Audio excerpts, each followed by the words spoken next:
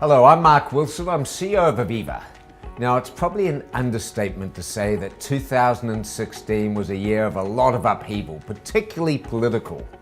But you know, when it comes to Aviva, our results were simple and clear-cut. It was about more operating profit, more cash, more capital, more dividend, and you know, more to come. But I want to let the numbers today speak for themselves, but let's look at a few of them. So first of all, operating profit. Operating profit is up 12%. 12% to a little over £3 billion. Now that's ahead of consensus, and I might add it's the fourth consecutive year we've grown operating profit. EPS, earnings per share, that's also up. That's well ahead of consensus. That's 3% up, and that's despite the dilution from the Friends Life transaction. Now the balance sheet's important. Everyone focuses on the balance sheet, and rightly so. And I think we've gone from having a relatively weak balance sheet to certainly, I would suggest, one of the strongest around. Our balance sheet, the Solvency II capital, that's up to 189%. And when you consider our working range is only 150 to 180%, yeah, I'd accept we're well outside our working range. Now, we've signalled this before. We signalled we thought we were going to get here, and I know we've got excess capital. So the real question is, what are we going to do with it? Well, we're going to do a few things. We're going to continue to invest in our high-quality franchises. That's one. Secondly, we're actively planning for a return of capital to investors in 2017. And thirdly, we've got some expensive debt out there, and we're going to pay that down as well, use some of our excess capital for that. That's all good for the business. It's all in our toolkit, and we're going to use it this year. And then, of course, there's a dividend. A lot of focus on the dividend, and rightly so. The dividend is up 12% to 23.3 pence per share. Now, our investors know we have a target payout ratio. We want to increase that to 50% by the end of this year. And so we're partway through that range as well. So very good progress indeed in the dividend. But at the end of the day, we're there for our customers. We have 33 million customers, about 16 million here in the UK. And in the last 12 months, we paid out £34.4 billion in claims and benefits. And what about our businesses? We operate in a number of different business lines in different geographies around the world. And in our key businesses, we've seen some pretty solid growth. Of course, we've got life insurance, general insurance, health insurance, asset management, and all of these numbers are again going in the right direction. This is really a benefit of our diversity, and our diversity means we can get consistent growing results despite uncertainty in a number of markets or changes around the world. So let's look at general insurance. Net written premiums are up 15%. That's our best growth in 11 years. The operating profit for general insurance is up 17%. That's a pretty solid result as well. Some of the highlights: in the UK, the HomeServe and TSB relationship's gone well.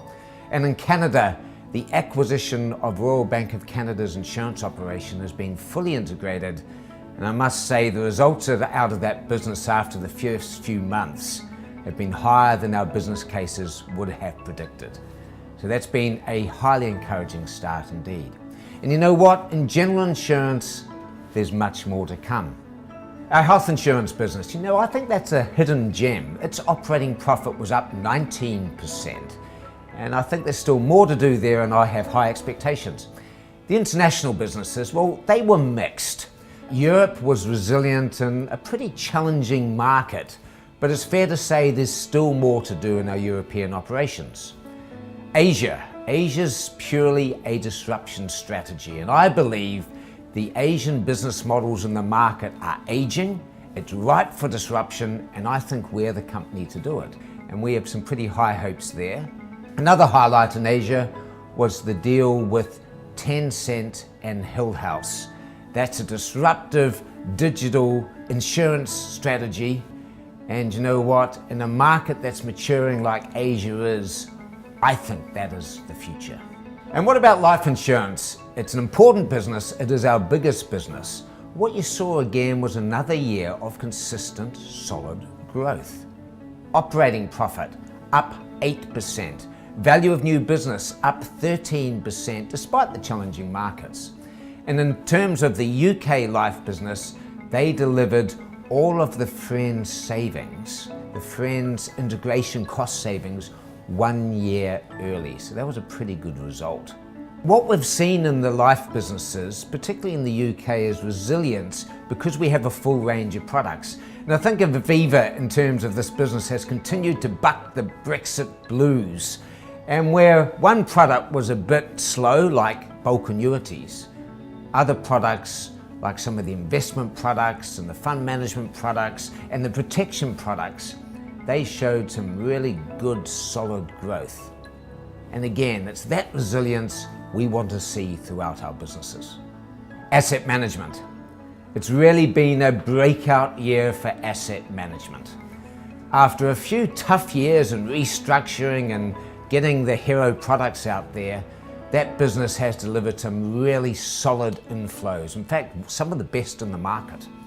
The AIMS product, that tripled from 3 billion funds under management to 9 billion funds under management, and I believe continues to lead the market.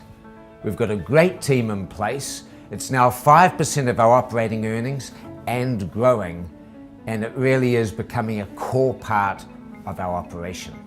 I've set out the vision that Aviva wants to be a 320-year-old disruptor. We want to be a digital insurance disruptor.